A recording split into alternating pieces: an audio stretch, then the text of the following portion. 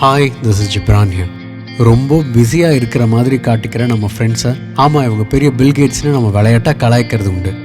அப்படி உலகத்தோட ஏதோ ஒரு மூலையில் இருக்கிற ஒருத்தரை பற்றி நாம் நம்ம வாழ்க்கையில் எப்படி பேச ஆரம்பித்தோங்கிற கதையை தான் இன்றைக்கி பார்க்க போகிறோம். இப்போ நம்ம எல்லாருக்கும் பில்கேட்ஸ் பற்றி தெரிஞ்சிருந்தாலும் யாருக்கும் தெரியாத ஒரு ஆளாக இருந்துக்கணுங்கிறது தான் அவரோட பெரிய ஆசையாக இருந்திருக்கு. பில்கேட்ஸ் ஒரு பயங்கரமான இன்ட்ரோவர்ட், பெருசாக யார் கூடவும் மிங்கிளாக விரும்பாத ஒரு ஆள், ஆனால் சரியான புக்வாம். அவரோட இளமை காலங்களில் எல்லாம் தனிமையில் புத்தகங்களை படிச்சே கழிக்கிறாரு நம்ம பில்கேட்ஸ். அப்புறம் ஒரு நாள் அவரோட ஃப்ரெண்ட் பால் ஆலனோட கம்பல்ஷனால கம்ப்யூட்டர் ப்ரோக்ராமிங் கோர்ஸை பண்ண ஆரம்பிக்கிறாரு. அதை கற்றுக்கிட்டு முதலாக தன்னோட 13 வயசுல ஒரு கம்ப்யூட்டர் ப்ரோக்ராமை எழுதி ப்ரெசென்ட் பண்ணுறாரு நம்ம பில்கேட்ஸ். ஆனால் அவரோட அப்பா அம்மாவுக்கு இதெல்லாம் இஷ்டமே இல்லை. தன் பையனை ஒரு பெரிய வக்கீலாக பார்க்கணுன்னு 2 பேரும் ஆசைப்படுறாங்க. அதனால அவங்கள சந்தோஷப்படுத்துறதுக்காக அவரும் ஹார்வர்ட் யூனிவர்சிட்டி போய் லா படிக்க ஆரம்பிக்கிறாரு. ஆனால் அவர் கிளாஸ்ல இருந்ததை விட கம்ப்யூட்டர் லேப்ல இருந்தது தான் அதிகம். என்னதான் பேரண்ட்ஸை சந்தோஷப்படுத்தணும்னு அவர் ஆசைப்பட்டாலும் அவரையே அறியாம அவரோட எண்ணங்கள் எல்லாம் அந்த கம்ப்யூட்டர் மானிட்டர்லேயே தான் திரும்ப வந்து நிற்குது. நாளடைவில் கம்ப்யூட்டர் லேப்ல இருந்தது தான் அளவுக்கு மீறி சந்தோஷமா இருக்கிறத அவரே உணர ஆரம்பிக்கிறாரு. கடைசியாக துணிஞ்சு அவர் ஒரு முடிவு எடுக்கிறாரு. ஹார்வர்ட் யூனிவர்சிட்டியில் இருந்து தன்னோட சட்டப்படிப்பை டிஸ்கண்டினியூ பண்ணிட்டு அவரோட சைல்ட்ஹுட் ஃப்ரெண்ட் பால் ஆலனோட சேர்ந்து மைக்ரோசாஃப்ட்டுங்கிற ஒரு நிறுவனத்தை தொடங்குறாரு. ஆனால் அதுலேயும் ஃபினான்ஷியல் ரீதியாக நிறைய பிரச்சனைங்க. நினச்ச மாதிரி அந்த கம்பெனி சரியாக போகலை. சரி பரவாயில்ல, புது முயற்சியாக விண்டோஸ் 1 அறிமுகப்படுத்தி பார்ப்போம், கண்டிப்பாக நல்ல ரெஸ்பான்ஸ் இருக்கும்னு விண்டோஸ் 1 லான்ச் பண்ணுறாரு.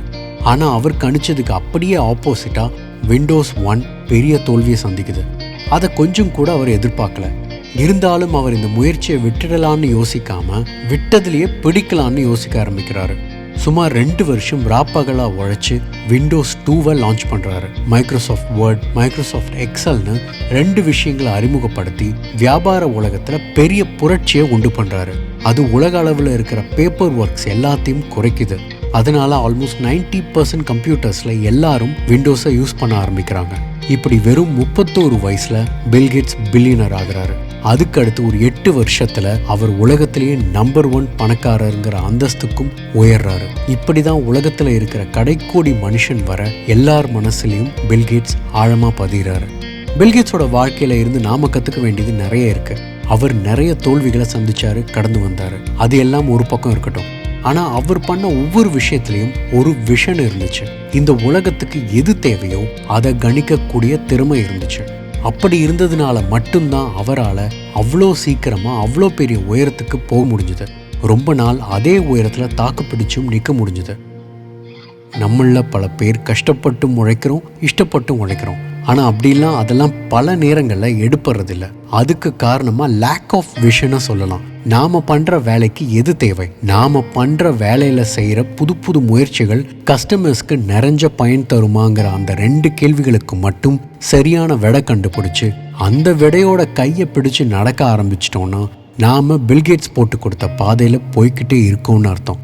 அண்ட் அந்த பாதை போகிற உயரங்கள் கற்பனைக்கு எட்டாததுன்னு உங்களுக்கே தெரியும். உன் வாழ்க்கை உன் கையில்.